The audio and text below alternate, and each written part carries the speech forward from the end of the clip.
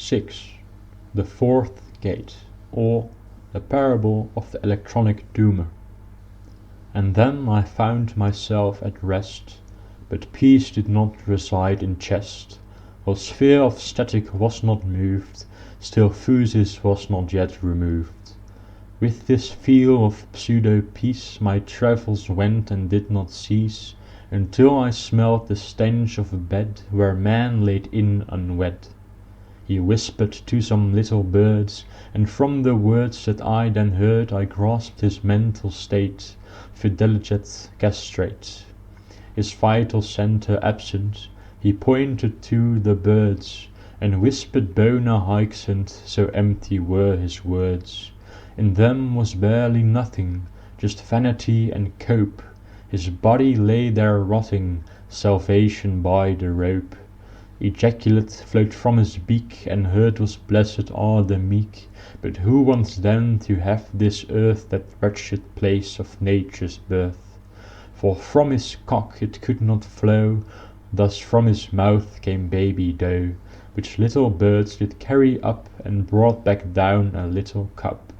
The substance there was tranced, and the man lay there entranced, for white had turned to bloody red, and thus he soiled his little bed. How happy was this soul here then, for trading come made him full zen. His muscles may have atrophy, but he was strong with Acadie.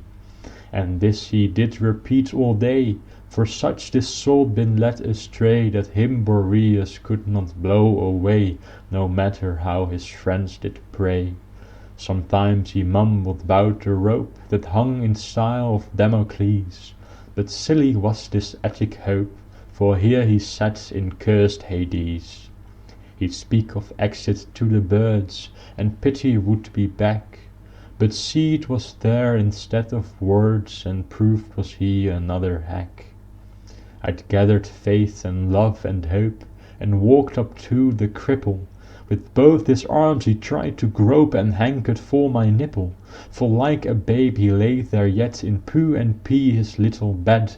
For mother's milk he ever yearns, but substitute is what returns. I thought of his attack, and turned him on his back, placed bookman's pen where was his pricker, and now a peg served there as vicar.